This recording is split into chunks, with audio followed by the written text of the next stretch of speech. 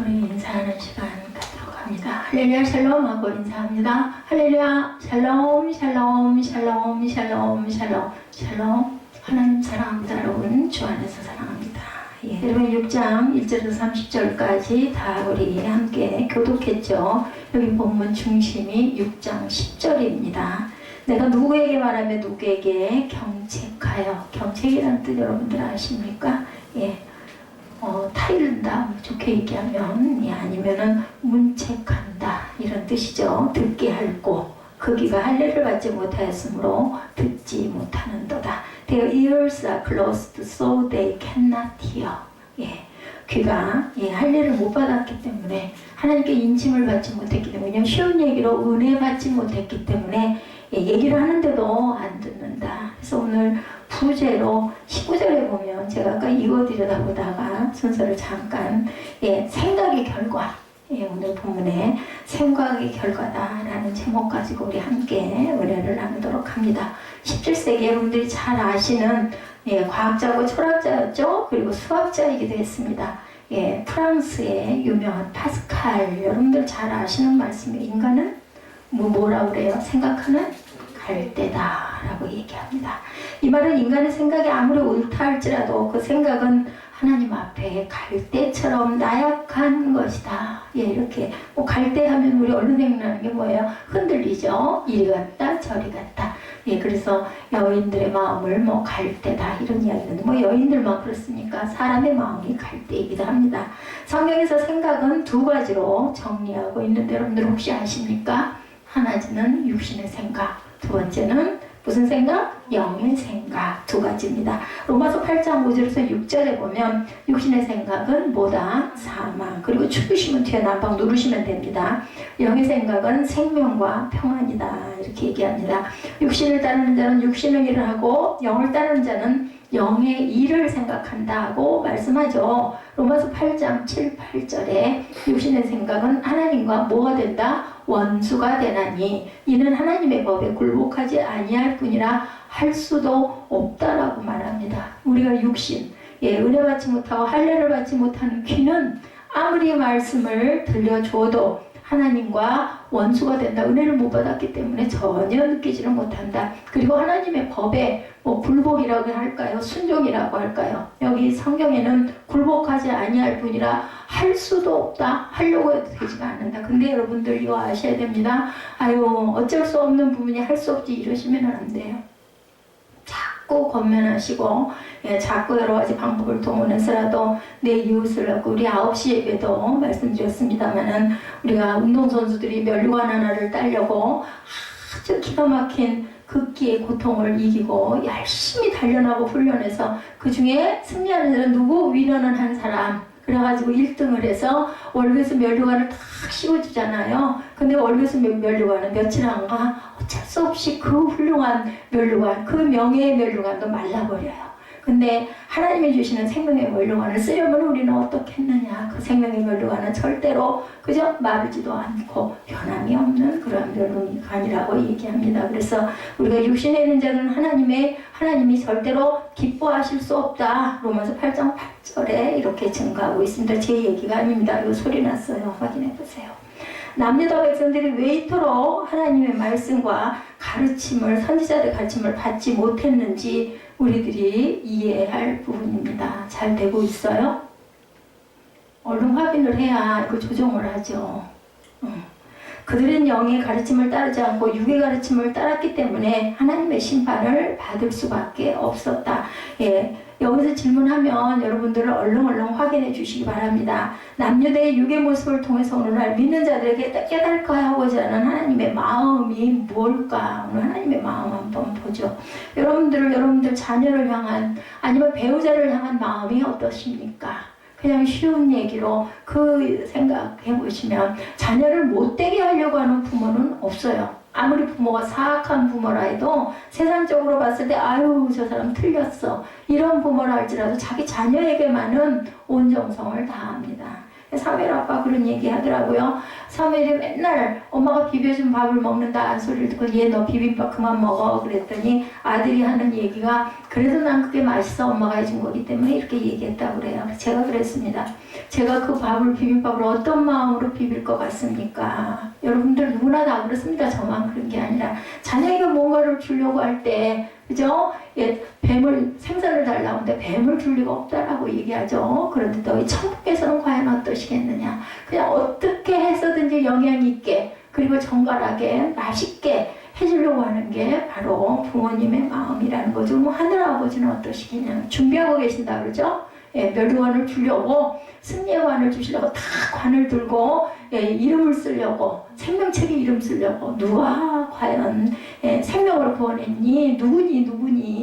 에스더니, 한나니, 사무엘이니, 예진이 하고 기다리고 계신 근데 해야지 기록을 하지 않겠습니까? 하나님의 마음은 그겁니다. 절대로 벌을 주시거나 화를 주시려고 하시는 하나님이 아니다. 근데 말을 너무너무 안 듣고 깨닫지를 못하니까는 가끔가다 따끔하게 정신이 번쩍 나게 회초리를 가끔 때리시죠. 그것을 우리는 세상에서 고난이라고 합니다. 근데 여러분들 고난 받기 싫으시잖아요. 뭐 받기를 원해요? 복 받기를 원해요. 복 받으려면 어떻게 해야 될까요?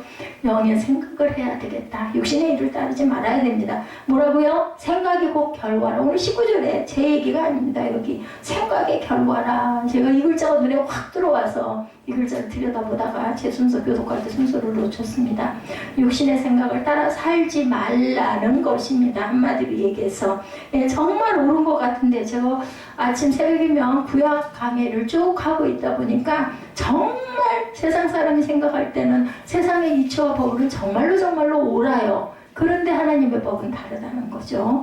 예, 하나님의 법은 오직 뭐를 바라보고 계세요? 믿음을 바라보고 계신다. 믿음으로 믿느냐, 순종했느냐, 믿음으로 헌금목도 썼으면 그걸 믿고 써야 된다는, 그냥 써야 되니까 할 수 없지 써야지. 쓰지 마세요. 이러면 뭐하러 그 시간 버려가면서, 그죠? 그 쓰실 필요가 없습니다. 양심 속여가면서. 절대로 쓰시지 마시기 바랍니다. 그리고 안수 받고 싶지 않으신 분들은 안수 안 받으셔도 됩니다. 그것 때문에 제가 마음에 시험 절대로 안 들 거니까 안수 받는다고 뭐가 달라지겠어? 뭐하러 이걸 해야 돼? 이런 마음 드시면은 안 하셔도 됩니다. 아까 9시 예배에 천국이 있다고 생각하느냐 그랬더니 대답을 안 하더라고요. 그래서 얼른 대답해야 되니까 모르겠어요 하더라고요. 그러면은 예배 드릴 필요가 없다고 제가 얘기를 했습니다. 모르면 안 되죠. 그건 저한테 반감이 있어서 모른다고 이야기를 해드려도 그건 하나님 앞에 하나님이 들으신 성전입니다. 그럴 때는 마음에 없어서 정말 잘 모르겠으면 모르겠다고 해야죠. 근데 아닐 것 같은데 모르겠다라고 대답을 하더라고요.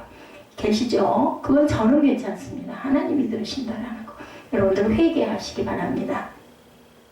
참으로 이 마지막 때 믿음을 가진 자들은 무엇이 옳고 그런지 바른 생각을 가지고 살아가야 합니다. 생각하시기 바랍니다. 휴대폰만 들여다보지 말고 생각이라는 걸 좀 하고 살아야 되겠습니다. 저부터도 가장 바른 생각의 원천은 하나님의 말씀의 가르침입니다. 여러분들은 성도님들이시잖아요. 주일이면은 주일을 거룩하게 지키려고 시간 맞춰서 오셔가지고 기다리시죠. 제가 오늘 찬양을 중간에서 한 3-5곡을 잘라버렸습니다. 줄였는데 또 잘랐어요. 영상도 별로 보시는 분이 없는 것 같아서 저는 가족이니까 우리는 주 안에서 하나의 가족이니까 뭐 인척관계를 얘기하는 게 아닙니다. 그래서 같은 걸 공유하고 보고 싶고 은혜도 받고 싶고 눈도 좀 넓혀보고 싶고 이럴 때 아니면 볼 수 없을 것 같아서 그래서 사실은 그거를 토요일 밤에 힘들게 골라가지고 올려서 보는데 아무도 집중해서 보질 않아요. 다 휴대폰 보고 있고 고개 숙이고 있고 아니면 지겨워하고 있고 얼렁얼렁 순서 안 지나가나 이래서 물어봤더니 우리 전도사님 말씀이 때로는 좋기도 하지만 너무 깁니다. 그렇다면 차라리 그러면 없는 게 빠르겠네. 그러면 그것도 없애고 그 다음에 이제 찬양도 줄여주고 찬양도 한 6-7곡만 하면은 보통 다른 교회들 그렇게 한다면서요. 예, 그 교회 저는 모르겠습니다. 제가 알고 있는 교회들은 30분 정도는 분명히 찬양과 경배를 드리는데 그런다면 뭐 같이 잘라주죠. 뭐 다 그걸 편하게 여긴다면 그 대신 제가 말씀은 자를 수가 없습니다. 그러니까 여러분들 그 말씀도 듣기가 싫으면 안 들으시면 됩니다. 오래 앉아 계시기 힘드시잖아요. 그럼 밖에 나갔다가 오셔가지고 축도만 하시면 되겠죠. 말씀의 가르침에 따라 생각을 하고 순종하는 자들이 되시기를 주님의 이름으로 축복합니다. 그리고 천국이 있습니까? 할 때 아멘하고 그냥 다른 말 안 하셔도 돼. 저한테 대답하는 게 아니에요. 하나님께 아멘 하시면 됩니다. 그래서 축원합니다. 첫 번째 심판의 경고에 대해서 본문에서 말씀하죠. 여러분들 30절까지 읽으시면서 보니까 심판이 있으리라는 얘기를 계속 반복하고 있죠. 에레미야 같은 성경을 여러분들 보통 분들이 누가 에레미야를 쭉 읽어 가시겠어요? 이럴 때 한 번씩 우리 읽으십시다. 그래서 무슨 성경 본문을 강해도 아니고 뭘 그거를 다 읽어 이렇게 생각하시는 분이 계시겠지만 그 부분은 제가 그대로 주장해서 갈 겁니다. 에레미야가 가는 끝까지는. 그러니까 그건 각오들을 하십시오. 말씀의 가르침에 따라 생각을 하고 순종하는 그러한 삶을 살기 위해서는 성경을 알아야 됩니다. 그래서 여기서 얘기하네요. 첫 번째 심판의 경고에 대해서 나타났죠. 의인한 사람을 찾아볼 수 없을 만큼 타락한 예루살렘을 심판을 받을 수밖에 없었어요. 의인한 한 사람만 있으면 5장에서 그랬죠. 내가 이 성을 멸하지 않겠다. 창세기에서 아브라함이 계속 하나님께 밀고 당기기를 하잖아요. 의인 50명은요. 그래 50명만 있으면 소돔과 고모라 멸하지 않을게. 아이고 하나님 의인 40명이면 안 되겠습니까? 아이고 30명은 어떨까요? 정말 면이 안 섰을 것 같아. 아무리 생각을 해도 방법이 없으니까 아브라함이 계속 갖다 들이대죠. 아이고 하나님 20명은 어떻습니까? 그래 20명이라도 그러면 네가 구해오면 내가 소돔과 고모라 심판하지 않을게. 아이고 하나님 10명은 어떨까요? 그래 10명이라도 좋다. 내가 여기서 한 명 소리까지는 못해서 용기가 없어가지고 그래서 멸망을 받습니다. 근데 에레미야서에서는 아예 한 명이라도 에레미야를 통해서 하나님께서 영으로 그때 구약에만 말씀하실까요? 아닙니다. 오늘날도 여러분들 깊은 기도 해보셨어요? 깊게 기도하면 하나님 말씀하십니다. 뭘 통해서? 말씀을 통해서, 찬양을 통해서, 아니면 내 마음에 소망을 통해서 내 마음에 하나님께서 살아서 역사하셔서 맞아 이렇게 해야 되지. 그런 영이 분명히 계십니다. 첫째로 북방의 세력을 통하여 심판하실 것이다. 1절과 6절에서 나타나는 말씀을 다시 읽지는 않겠습니다. 여러분 읽으셨기 때문에. 예루살렘은 베냐민 지파와 유다 지파의 경계에 위치한 도시예요. 예루살렘. 예루살렘 성 유명하죠. 북방의 세력인 바벨론이 예루살렘을 침략할 때 베냐민 지파의 땅을 거칠 것이기 때문에 피신해라 이렇게 얘기하십니다. 드고와 베탓게렘은 예루살렘 남쪽에 있는 성으로 바벨론 세력에 침략해 올 때 나팔이나 깃발을 들고 알리라고 말씀하죠. 2절에 내가 멸절하리니 이렇게 강조되어 있습니다. 3절에도 바벨론의 세력을 목자들이라고 비유하고 있습니다. 목자들이 자신의 양떼를 푸른 초장에 인도해서 먹이듯이 바벨론은 아름다운 예루살렘은 마구 유린할 것이라는 의미의 말씀입니다. 역사적으로 예루살렘은 바벨론 왕 느부갓네살에 의해서 3차, 3번에 걸쳐서 침략을 당한다. 예루살렘이 아주 난공불락의 성이라고 그러죠. 높은 위치에 있어가지고 거기를 점령할 수가 없을 정도로 미드 산면은 바다예요, 바다. BC 586년에 그래도 멸망을 했습니다. 아무리 사람이 견고하게 난공불락이다 라고 세워놔도 멸망을 합니다. 사람이 만든 것은 결국은 언젠가는 다 멸하여지죠. 4절과 5절에도 보면 바벨론 군대의 사기가 어느 정도 된 것인지 예언하죠. 낮에 성을 공격하고도 밤에도 성을 공격할 정도로 바벨론 군대의 전의가 뜨거울 것이다 이렇게 말씀하죠. 6절에도 하나님은 예루살렘 성을 공격할 때 나무를 베어서 목책을 만들어 사용하라고 구체적인 방법까지도 알려주십니다.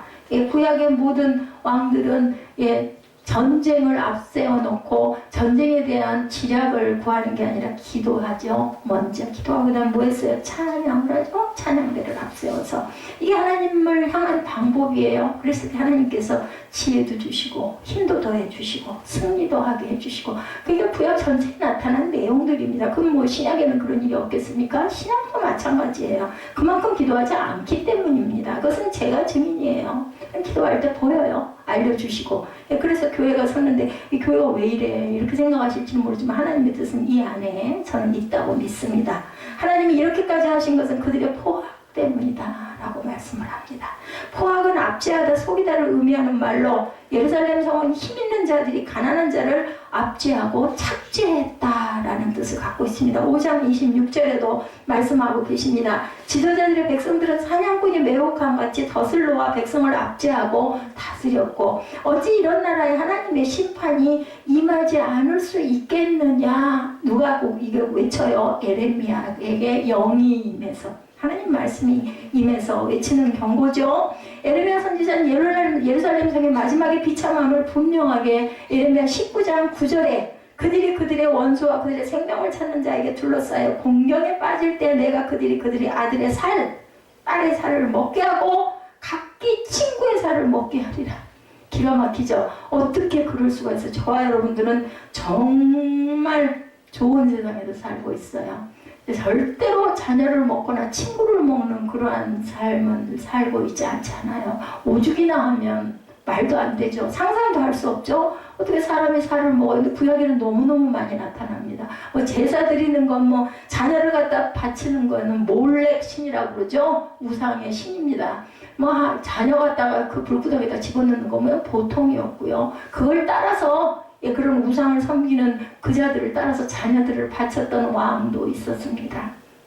근데 우리는 절대로 그렇게는 살지 않죠. 자식을 죽여 잡아먹고 친구를 죽여 잡아먹어야 하는 비참. 도저히 그냥은 살 수가 없어. 배가 고파가지고 눈에 보이는 게 없는, 눈이 뭐라 그래? 뒤집혔다고 그러죠. 그러니까 이랬겠죠. 하나님은 에레미야 선지자를 통해서 40년 전에 이렇게 분명하게 예언했음에도 불구하고 그들은 믿지 않았다. 이 성이 멸망하기 40년 전에 이랬는데도 아무도 왜? 할례를 받지 않았기 때문에 귀에 들리질 않았다. 예수님 모셨을 때는 안 그랬어요? 하나님의 아들이라고 다 아무도 안 믿었죠? 십자가에 못 박았습니다. 육신의 생각에 빠져있는 자들은 하나님의 법에 굴복치 아니한다는 말씀을 여러분들 잊지 마시기 바랍니다. 육신의 생각이에요. 육신의 생각은 비우게 해줘야 됩니다. 어떤 방법으로든 비우게 해줘야지. 혹시 그럴까? 그거 어떻게 돼? 그러다 보면 나도 물 들어간다라는 거 절대로 잊지 마시기 바랍니다. 육신의 생각에 빠져있는 남유다는 하나님의 말씀에 굴복하지도 않았을 뿐더러 하나님의 말씀을 무시하고 외면하고 살았다. 예배를 오늘날로 예배고 그때는 제사죠. 온전한 제사를 절대로 드리지 않았죠. 그래서 영과 신령으로 드리는 예배가 필요하다입니다. 이것이 육신의 생각에 빠져 사는 사람들의 참 모습입니다.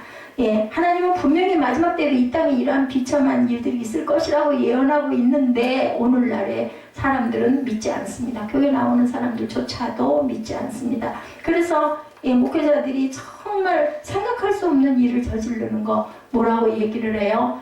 부활의 그런 신앙이 없다. 나중에 죽어 부활한다라는 신앙을 가지고는 절대로 저런 죄를 특히나 목회자가 질 수 없다. 근데도 그 지구도 아무렇지도 않게 가슴 두근거리는 가슴 떨림도 없이들 살아가는 사람들이 많습니다. 그게 그 비단 몇몇 알려진 그 사람들 뿐만이 아니죠.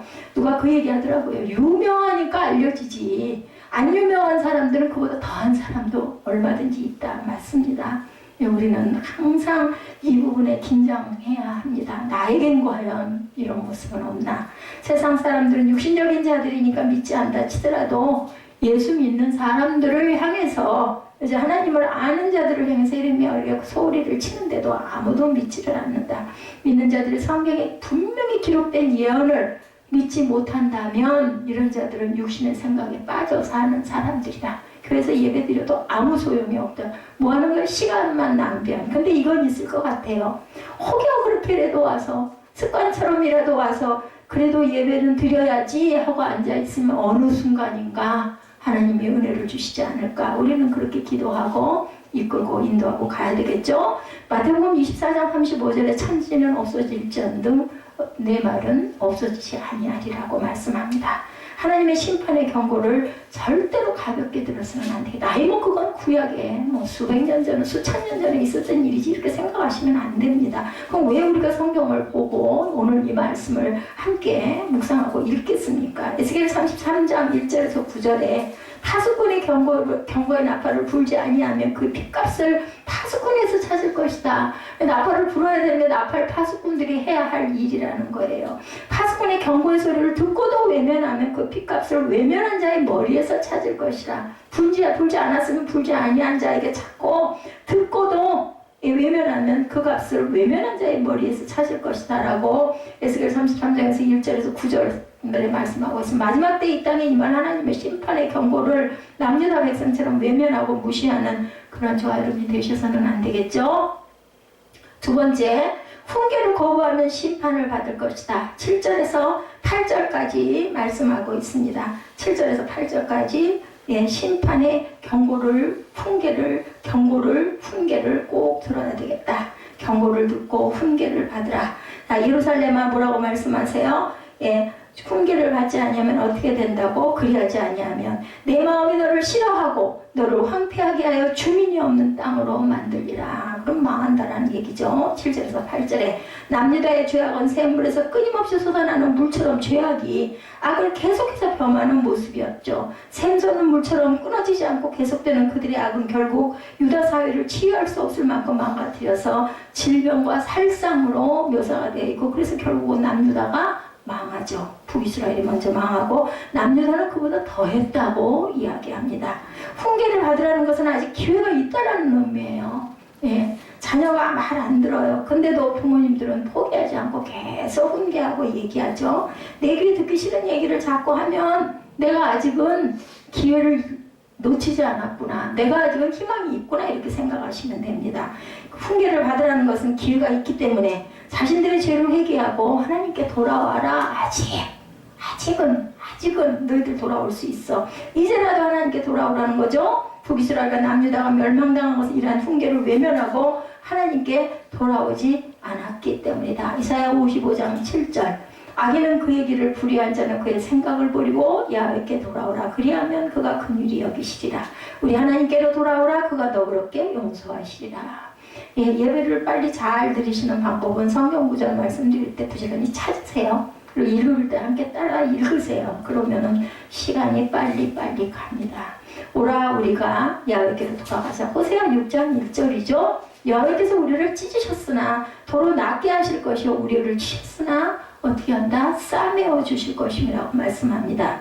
오늘라도 하나님은 이 시대를 향해 하나님께 돌아오라고 이 한날을 통해서 여러분에게 훈계를 들려주고 있는 겁니다. 그렇게 받으시기 바랍니다.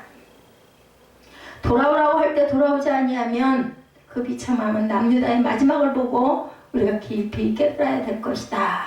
그래서 돌아오라고 할 때 항상 돌아갈 줄 아는, 순종할 줄 아는, 돌아볼 줄 아는, 듣는 그런 여러분들의 귀들이 되어야 되겠죠. 돌아오지 아니한 남유다는 바벨론에게 멸망받아서 70년의 긴 포로 세월을 보내죠. 예수께서도 이 땅에 오셔서 회개하라고 외치실 때 이스라엘 민족은 회개치 아니하고 예수님을 십자가에 못 박아 돌아가시게 했죠. AD 70년, 그죠? 멸망당한 이스라엘은 무려 2000년 세월 동안 나라 없이 떠돌아다니는 디아스포라의 유랑 민족이 되는 비참한 역사를 가지고 있습니다. 실제로, 그죠? 사랑하는 성도 여러분, 지금은 하나님의 은혜의 시대예요. 은혜의 시대. 여러분들 정말 아름다운 시대, 좋은 시대에 태어나셨습니다. 저도 마찬가지고요. 이 은혜의 시대에 예수 믿고 구원받아서 예수님의 거룩한 의를 이루어가는 가라 세상을 향해 내가 가서 전도해 직장 나가서 돈 벌어야 먹고 살까니 그게 아니죠. 저는 아까 찬양하면서 그런 깨달음이 오더라고요. 내가 살아있음이, 우리 사무엘이 살아있는 것이 굉장히 기쁘다는 생각이 굉장히 문득 든다. 이건 그냥 드는 생각하고는 좀 다르다라는 얘기를 제가 굉장히 의미 있게 들었습니다. 여러분들이 살아있음이 증인된 삶이에요. 예수를 믿고 찬양을 하고 피아노 반주를 하고, 그리고 이웃을, 내 옆에 벗을 친구를 이렇게 보듬어주고, 그죠? 좋은 것으로 내가 가지고 있는 것을 던집혀주면 상대방도 또 내게 또 뭔가를 또 그렇게 우리는 혼자 살 수가 없는 세상이기 때문에 그것을 드러낼 때 여러분들이 크리스찬임을 뭔가 달라. 저보고 그러더라고요. 뭔가 다르다라고 생각을 했다. 그러시군요. 이런 일을 들었을 때 저는 정말 기쁩니다. 제 모습이 정말 아닌데도 불구하고 뭔가 좀 다른 사람하고는 좀 다르다고 생각했다. 그런 은혜를 끼치는 게 여러분들이 입술로 하나님을, 예수님을 증거하고 가라 세상을 향해 나아가는 발걸음인 줄로 믿습니다. 계시록 16장 11절에 아픈 것과 종기로 말미암아 하늘의 하나님을 비방하고 그들의 행위를 회개하지 아니하더라, 이렇게 말씀하고 있습니다. 성경은 마지막 때에 예언하기를 사람들이 회개치 아니하더라, 이렇게 계속 얘기합니다. 그러므로 지금 회개할 수 있다는 것은 큰 복이고 기회다. 예, 어때요? 여러분들, 열린 문은 닫힐 것을 의미하고 있습니다. 안 그렇다면 문이 없죠. 예, 문이 있다는 것은 그 문을 닫을 때가 있다. 문이 열려 있더라도 여러분들은 아시기 바랍니다. 잠언 1장 8절입니다. 내 아들아 내 아비의 훈계를 들으며 내 어미의 법을 떠나지 말라. 육신의 부모의 훈계도 멀리한 자를 불효자식이라고 하는데, 하나님의 훈계를 멀리하고 살아가는 저와 여러분들은 어떻게 하나님이 함께 내 딸이다, 내 아들이다, 너는 나의 친구다, 이렇게 얘기하실 수가 없겠죠. 잠언 4장 13절입니다. 훈계를 굳게 잡아 놓치지 말고 지키라. 이것이 내 생명이니라. 예, 훈계를 굳게 잡고 놓치지 마시기 바랍니다. 이것이 내 생명입니다. 뭐 저는 잊어버리셔도 괜찮아요. 근데 성경 말씀을 항상 가까이 하시기 바랍니다. 두 번째, 심판의 원인에 대해서 말씀하죠. 남유대에 임한 하나님의 심판이 포도 수확의 비유가 됩니다. 뭐 그 나라는 정말로 포도가 없으면 살 수 없을 정도로 물도 귀하고 물이 나빠가지고 먹을 수 없었기 때문에 그때는 포도주는 그냥 음료였었어요. 포도 추수를 하는 농부가 본격적인 수확을 마치고 난 후에 다시 남을 것들이 없이 남김없이 거두듯이 바벨론이 남유다를 철저하게 그렇게 파멸시킬 것이다. 포도 수확하는 사람은 포도송이 아주 아름드리 주렁주렁 남겨놓겠어요? 다 어떻게든지 하나라도 마지막까지 다 떼겠죠. 따가겠죠. 이렇게 파멸시킬 것이다. 남유다가 그렇게 하나님의 심판을 받을 수밖에 없는 원인 세 가지로 살펴봅니다. 첫째로 아까 제가 중진구절이라고 말씀드려 10절에서 11절 말씀, 귀가 할례를 받지 못했다라고 말씀합니다. 우리 10절과 11절 한번 읽어볼까요? 내가 누구에게 말하며 누구에게 경책하여 듣게 할꼬, 보라 그 귀가 할례를 받지 못하였으므로 듣지 못하는도다. 보라 여호와의 말씀을 그들이 자신들에게 욕으로 여기고 이를 즐겨하지 아니하니 그러므로 여호와의 분노가 내게 가득하여 참기 어렵도다. 그것을 거리에 있는 아이들과 모인 청년들에게 부으리니 남편과 아내와 나이든 사람과 늙은이가 다 잡히리로다. 다 죽는, 뭐 결과는요 그냥 이렇게 길게 얘기했지만 너희들 다 죽어, 이 얘기예요. 한마디로 얘기해서. 자, 4장에서는 마음의 할례를 강조하는데 본문에서는 이제 귀의 할례에 대해서 구체적으로 언급을 하고 있습니다. 할례 의식은 하나님의 택한 백성에게 주어진 특별한 의식이었죠. 예, 뭐 여러분들 할례가 뭔지 아시죠? 구약에서는 할례 의식을 육신의 표로 삼아서 했는데 신약에서는 마음의 할례를 생각하라고 로마서 2장 28, 9절에도 말씀하고 있죠. 무릇 표면적 유대인이 아니요 표면적 육신의 할례가 아니니라 오직 이면적 유대인이며 할례는 마음에 할지니 영에 있고 율법 조문에 있지 아니한 것이라, 이렇게 말씀합니다. 마음의 할례라는 거 그럼 뭘까요? 골로새서 2장 11절에 또 그 안에 너희가 손으로 하지 아니하는 할례를 받았으니 육의 몸을 벗는 것이요 그리스도의 할례니라, 영의 할례를 말씀합니다. 예수님께서 여러분을 구원해 주셨어요. 뭘로? 내가 예수님을 믿습니다 할 때 요한복음 3장 16절이죠. 하나님이 너희를 이처럼 사랑하사 독생자를 주셨으니 그 다음 구절이 중심이에요. 이는 그를 믿는 자마다. 여러분들 예수님 믿습니까? 나를 구원하기 위해서 오셔서 십자가에 못 박혔다라는 걸 믿습니까? 그걸 믿는다면 여러분들은 구원이 되신 거고, 구원이 되셨기 때문에 여러분들은 부활을 경험하실 것이다. 만약에 그걸 못 믿는다, 그렇다면 여기 앉아 계실 이유가 없습니다. 뭐하러 교회 나오십니까? 나를 구원하셨고 나를 천국에 갔을 때 인도하셔서 부활의 영으로 살아나게 하시리라는 걸 믿기 때문에 주일을 거룩하게 로우드스 데이라고 그러죠. 하나님의 날이라고 합니다. 그래서 예배를 드리는 겁니다. 여러분들이 저를 보러 오시는 게 아니고 그냥 가서 앉아야지, 그게 아니고 그 원뜻 본질을 아시기 바랍니다. 예수 그리스도의 십자가로 죄사함 받은 예수의 영으로 거듭난 것이 예수 그리스도의 할례. 그런데 오늘날 남유다 백성들처럼 귀가 할례를 받지 못한 사람들이 너무너무 많다. 그냥 의식적으로, 아니면 아내가 안 가면 안 되니까, 아니면 엄마가 안 가면 밥을 안 해준다니까 뭐 이런 그런 그 자녀가 있었던 것도 제가 직접 또 들었습니다. 예, 교회를 안 나가면 일주일 동안 밥상에 반찬이 제대로 안 올라와가지고 할 수 없이 주일이면 끌려가서 교회를 다녔는데 장사하고 나니까 이게 완전히 탁 그냥 그 사람의 그 생활 안에 그냥 딱 귀착이 돼가지고 주일은 교회를 안 가면 안 돼. 이게 딱 붙었다는 얘기를 제가 들었어요. 제가 아는 분이 그런 얘기를 하시더라고요. 귀가 할례받지 못하면 들어도 무슨 말인지 모른다는 거예요. 그러니까 안 믿어진다는 거죠. 귀가 할례받지 못한 남유다 백성들은 하나님 말씀을 듣고 욕으로 여겼고 하나님 말씀을 좋아하지 않습니다. 아니 왜 이렇게 고통스럽게 한다고 죽인다고 하는데 좋겠어요? 듣기가 싫죠. 오늘 이 시대 교회를 다니고 예수를 믿고 있으면서도 말씀을 깨닫지 못하는 것은 귀가 할례받지 못했기 때문이다. 은혜 받지 못했다고 그러죠. 죄에 대한 설교를 하고 지옥에 대한 설교를 하면 아이고 안 좋아요. 아우 뭐 그런 게 어딨어. 그런 일이 어디 있겠어. 이렇게 생각하는데 세상 어떻습니까? 점점 그렇게 가고 있지 않습니까? 귀가 할례받지 못한 자는 마음도 할례받지 못한 자라는 것도 명심하시기 바랍니다. 어떻다고요? 생각이 결과다. 온전한 생각을 하시기 바랍니다. 성경에 나와 있는 것을 믿으시기 바랍니다. 내 입술의 고백을 그대로 되리라는 걸 믿고 고백하시기 바랍니다. 그냥 찬송가 가사니까 하지 마시고요. 왜냐하면 찬송가 가사는 거의 다 성경의 기준에서 있습니다. 그렇기 때문에 그것을 내가 입술로 고백할 때 그 말씀이 육신이 된다고 그랬어요. 여러분들 육신에 새겨진다고 그랬어요. 저는 그래서 늘 집에도 뭐 잘 있지 않지만 집에 갔다가 꺼져 있으면 극동방송 늘 틀어놔요. 듣기 싫을 수도 있을까 좀 시끄러울 수도 주파수가 잘 안 잡히고 조그맣게 들면 안 들려가지고 할 수 없이 소리를 좀 크게 합니다만은 어느 곳에나 영이신 하나님이 계시기 때문에 극동방송에는 말씀과 찬양이 거의 주죠. 뭐 거기 보면은 뭐 선전이나 이런 거 별로 안 나오잖아요. 그래서 그냥 틀어놓고 비어있더라도 집이 많이 비어있죠. 그래도 저는 틀어놓습니다. 11절을 주목해보면 남녀대 귀가 할례받지 못한 자들을 언급하고 있는데 아이들, 청년들, 남편과 아내, 나이든 사람과 늙은이까지 모두 다예요. 이렇게 얘기하면 에레미야 선지자 마음에 하나님의 분노가 가득해서 이제는 정말 뭐 우리 뭐라 그래요? 화가 어디까지 치밀었다고 여러분들 말해요? 목구멍까지 올라왔다고 그러죠. 참다 올라와서 여기까지 올라오면 그 다음에 이게 올라오면 어떻게 터져 나온다라는 얘기를 할 때 우리 화났을 때 우리가 분할 때 이런 얘기 합니다.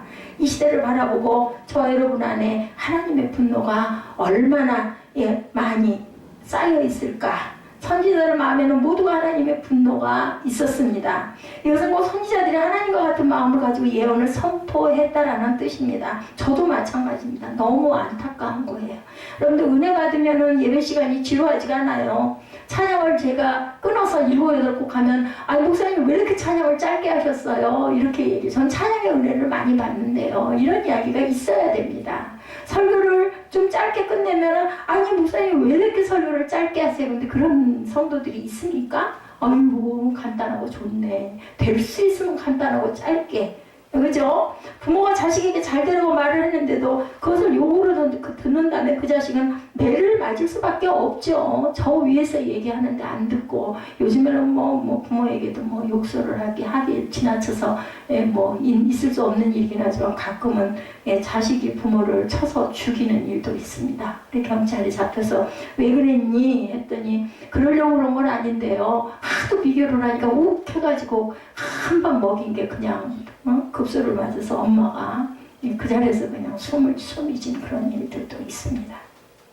그래서 생각을 하는 게 아이고 누구도 말할 수 없어요. 그러면은 입술에서 나오는 대로 다 쏟아붓지 말아야 되는 것이 방법인가 보다 이런 생각을 해봤습니다.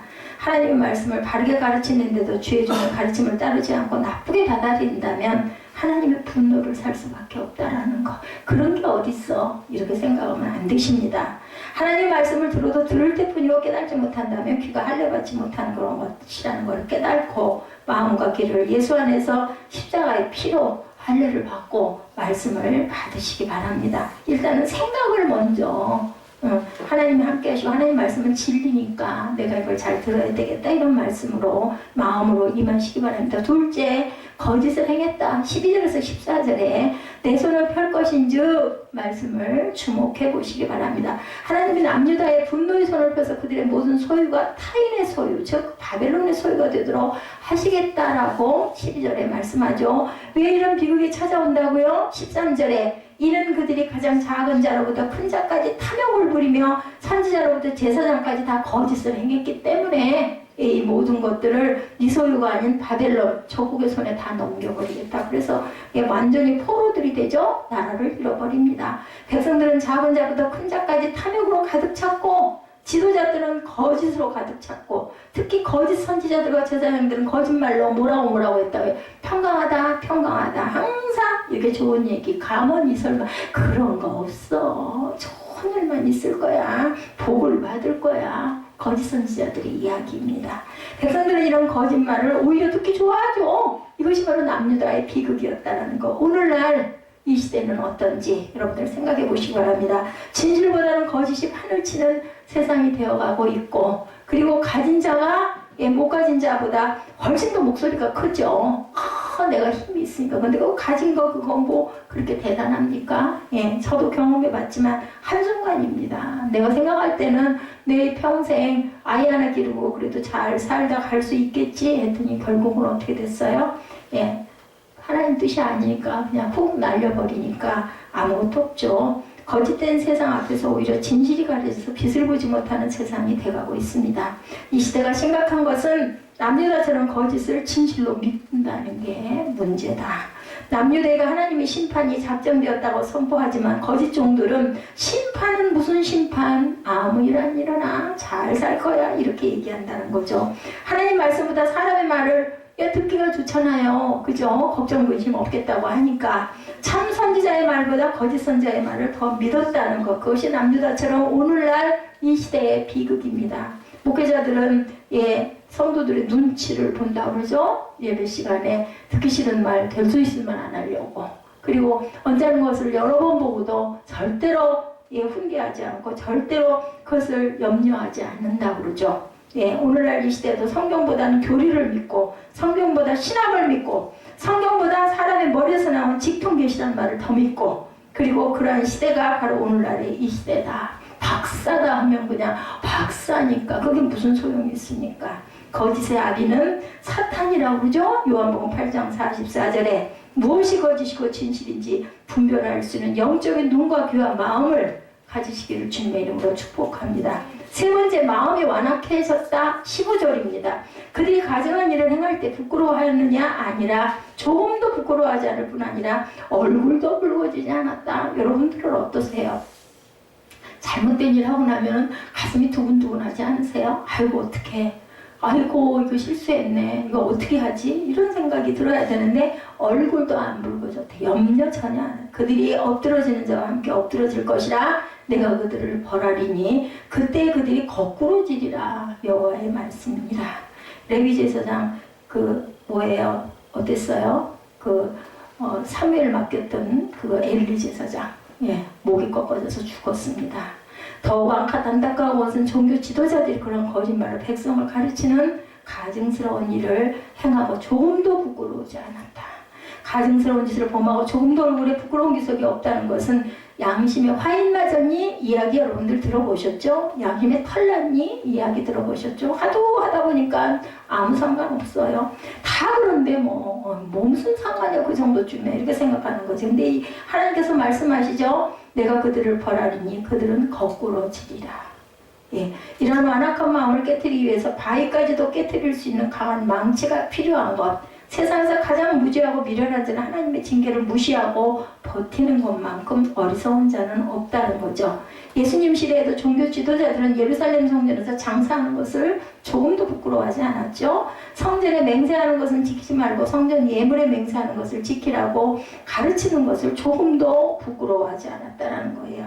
예수를 빌라도들에서 채찍으로 내려칠 때에도 그들은 조금도 양심의 가책을 느끼지 못했고 예수님을 십자가에 죽이면서도 그들은 조금도 마음에 아픔을 느끼지 두려워하지 않았죠.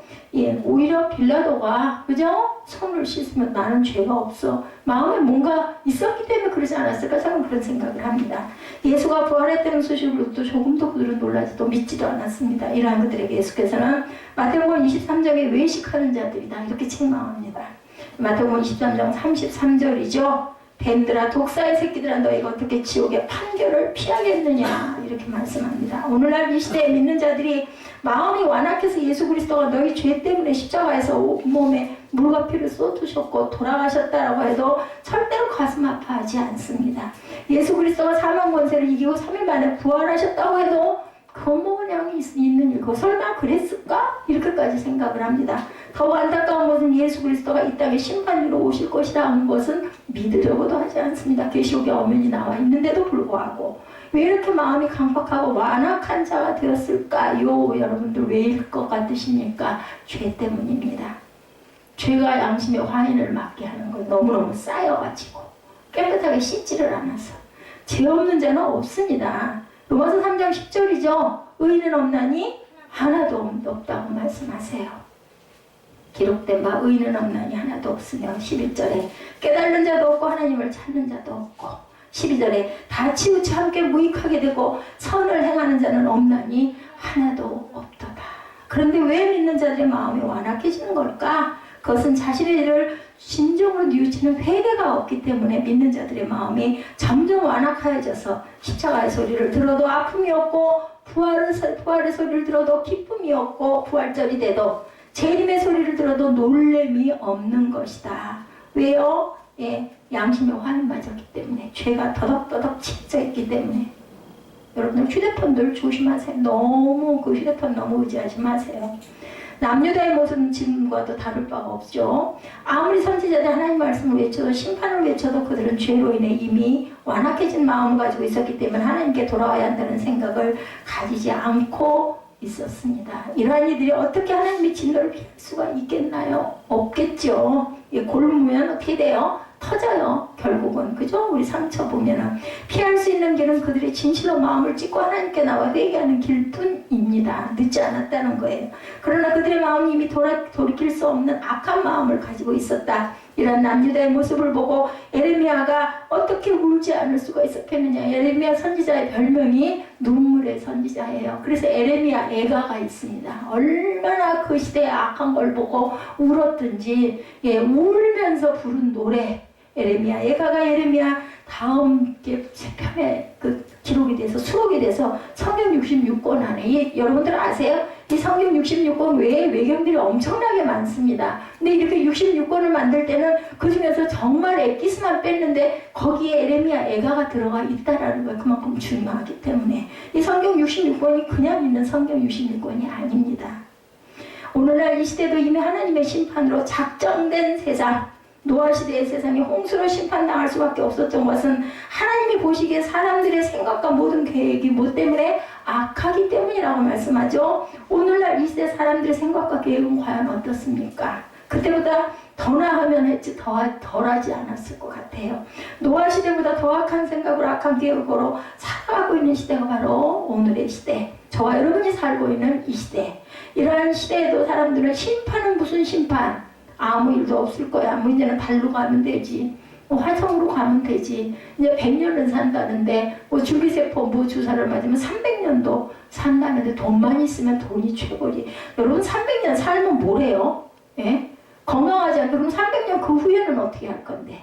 그 정도 살았으니까 이제 됐어. 나는 그냥 영원히 죽을 거야. 이럴까요? 그때?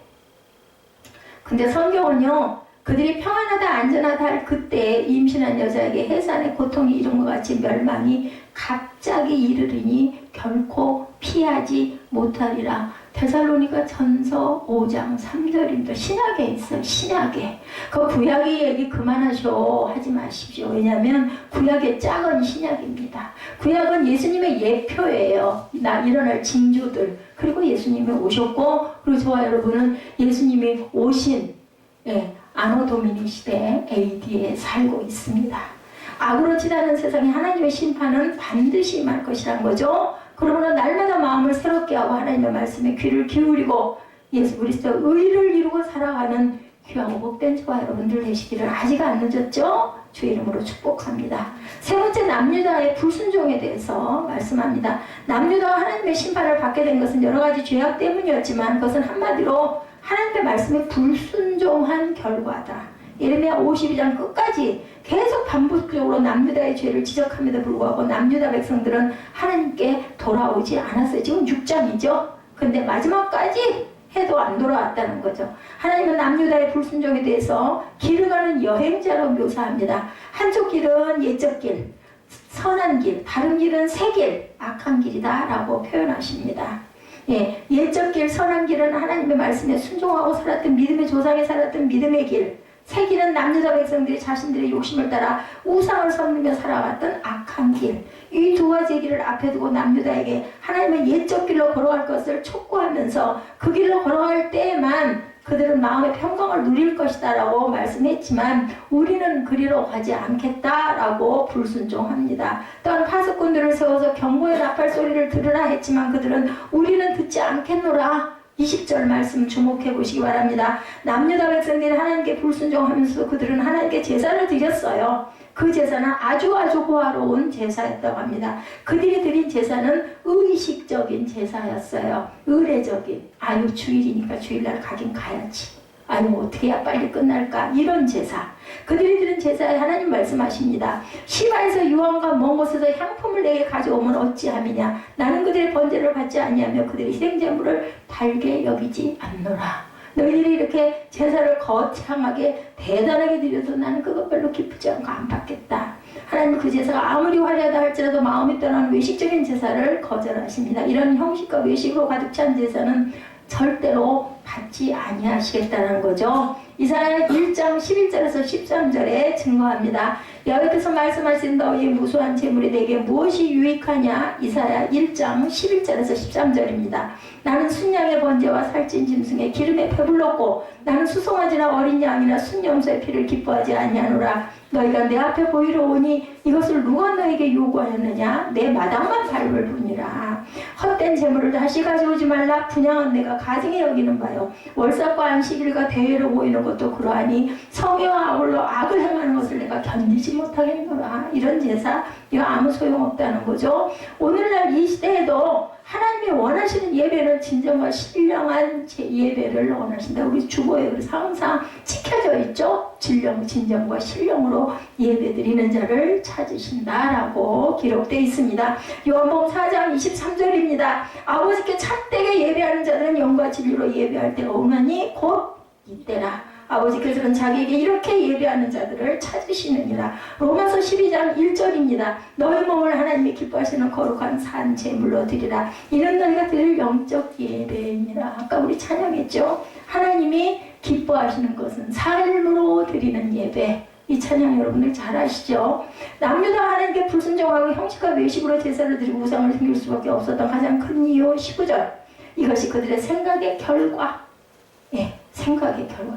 여러분들 온전한 생각하시기 바랍니다. 여러분들 긍정적인 생각하시기 바랍니다. 하나님 말씀을 아멘으로 받으시기 바랍니다. 여러분들 할렐루야로 인사하시기 바랍니다. 여러분들 입술에서 얼마나 아멘이 몇 번이나 나오셨습니까? 예, 얼마나 할렐루야라는 인사를 하십니까? 남유다가 이렇게 타락된 것은 그들의 생각의 결과다. 다시 말해 그들의 하나님 말씀 듣기를 거부하기로 생각했고 그런 게 어딨어? 그런 건 안 일어나, 안 믿어. 이랬기 때문에 이런 일들이 일어났다. 선지자의 말을 거부하기를 생각하고 우상을 섬기기로 생각했고 타락되려고 작정을 했어요. 그 불구덩이 속으로 자꾸 들어갑니다.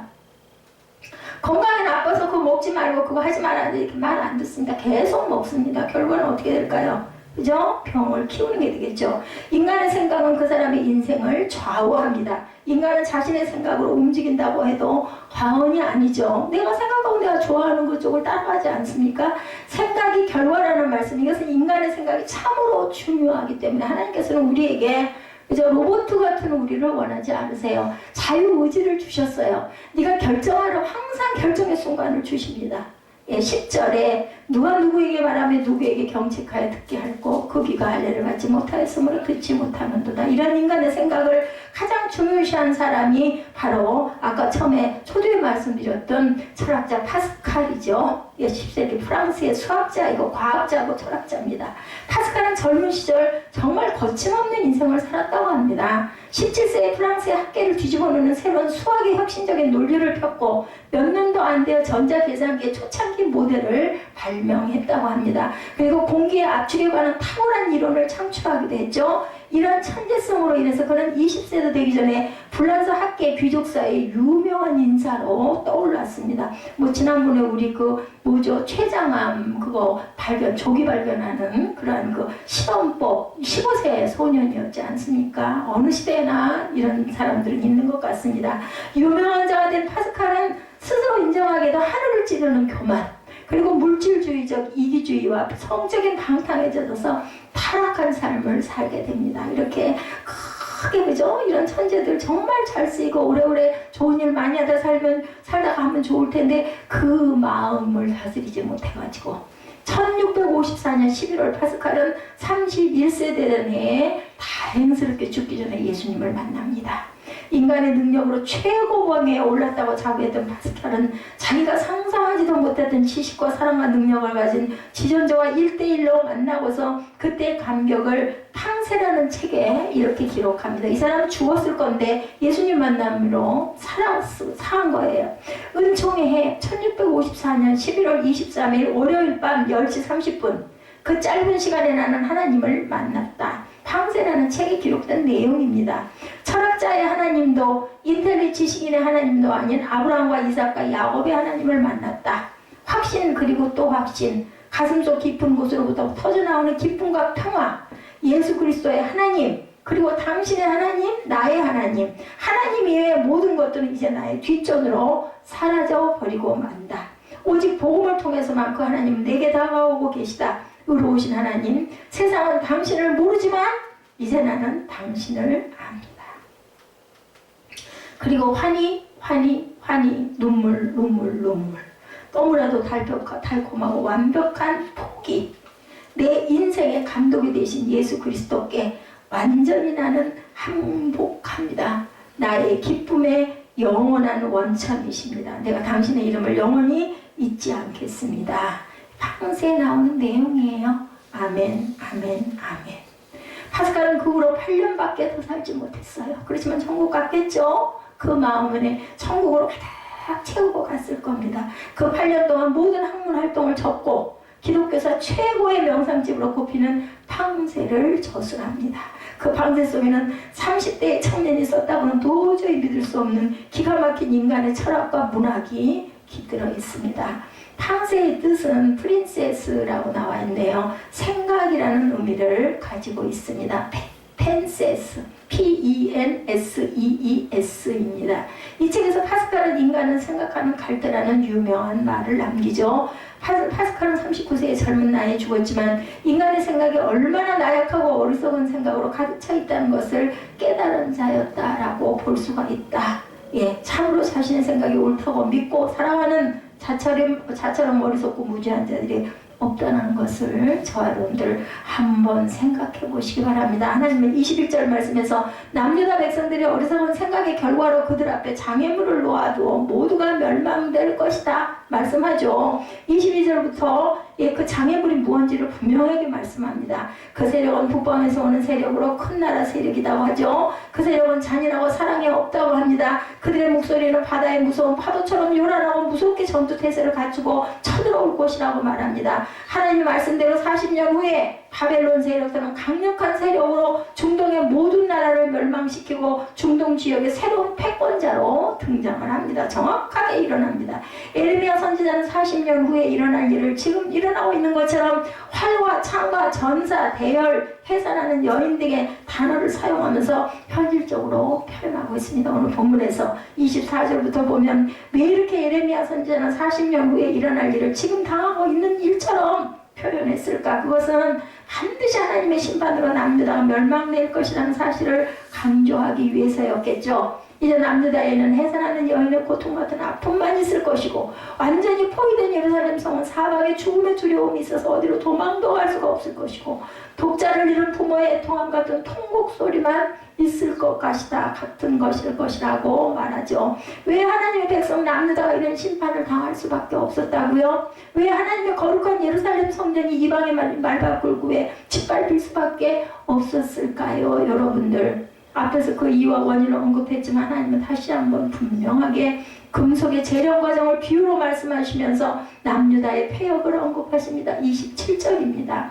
하나님은 에레미야 선지자를 금속의 질과 상태를 점검하는 재련사로 삼으셨다. 일반적으로 금속에 재련할 때 먼저 재련하고자 하는 금속을 납과 함께 풀무에 용광로에 넣은 후 뜨겁게 불을 지피죠. 그러면 납이 산화되면서 금속의 이물질을 품은 채 밑으로 가라앉습니다. 재련사로 임명받은 에레미야 선지자는 남유다 백성들을 재련하기 위해서 예언이라는 납을 넣었어요. 그러나 남유다가 워낙 불순물 덩어리였기 때문에 남 역할을 예언은 제 역할을 하지 못해요. 에레미야 선지자는 남유다에게서 악을 제거하는데 실패합니다. 재련사의 수고가 헛되게 된 거죠. 결국 남유다는 재련이 불가능한 불순물 덩어리로 광석 찌꺼기에 불과하다는 사실이 드러나죠. 28절에 그들의 죄악을 세 가지로 언급합니다. 심히 반역하였고 비방하며 돌아다녔고 사악하였다. 28절에 이렇게 말씀합니다. 29절의 말씀에도 풀무불을 맹렬히 불면 그 불에 납이 사라져서 단련하는 자에게 헛되게 되느니라. 이와 같이 악한 자가 제거되지 아니하나니 이 정도라면 재련사는 아무런 미련 없이 광석을 버렸을 것입니다. 하나님이 남유다를 재련해서 원하시는 것은 은 같은 믿음이었어요. 그런데 그들은 사악한 녹과 철이 가득했고 용광로 풀무불에 넣었지만 녹과 철이 가득한 광석에서는 은을 구할 수가 없었다. 30절에 그들은 내어버린 은이다. 결론입니다. 여호와께서 그들을 버렸음이라고 끝을 맺죠. 은 같은 믿음을 볼 수 없는 남유다는 하나님께 버림을 받았다는 사실을 깊이, 그 벌이 70년 포로 생활이었어요. 노예가 돼서. 그렇죠?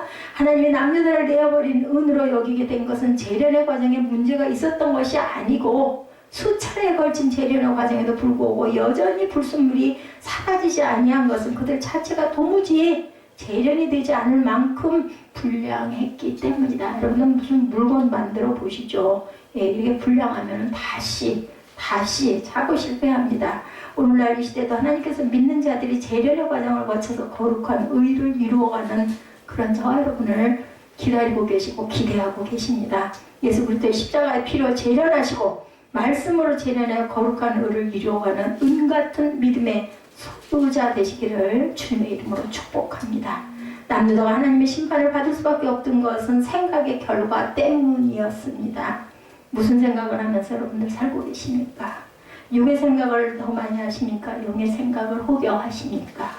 또한 그 생각대로 사람은 움직이며 살아간다는 것을 절대 잊지 마시고 무슨 생각을 하며 살아가는 것이 너무너무 중요하다는 것, 생명의 생각을 하고 가시기 바랍니다. 육신의 생각을 하고 산다면 남유다처럼 하나님께 버림받을 수밖에 없다는 거죠. 성경은 육신의 생각은 사망이요 영의 생각은 생명과 평안이다. 로마서 8장 6절에서 증거합니다. 평안한 인생을 살고 싶으시면 영적인 생각을 하시기 바랍니다. 오늘만 살다 마실 거 아니잖아요. 그죠? 지금 여러분들 40대이십니까? 10대이십니까? 50대, 60대, 70대, 80대 그 긴 세월을 잘 사셔야 되지 않겠습니까? 육적인 생각이 보이는 세계를 생각하며 살아가는 것이라면 영적인 생각은 보이지 않는 세계를 생각하며 살아가는 것입니다. 내 육보다 나의 영혼을 생각하며 살아가시고 보이는 세상보다 보이지 않는 천국을 생각하며 살아가시고 눈에 보이는 사람보다 보이지 않는 주님을 생각하며 살아가시는 저와 여러분 되시기를 주님의 이름으로 축복합니다. 10절 내가 누구에게 말하며 누구에게 경책하여 듣게 할꼬 그 귀가 할례를 받지 못하였으며도 듣지 못하는도다. 생각이 곧 결과라는 말씀을 잊지 마시고 주님의 말씀 안에 여러분들이 참된 평안이 있음을 믿고 가시기를 주님의 이름으로 축복합니다. 기도하시겠습니다.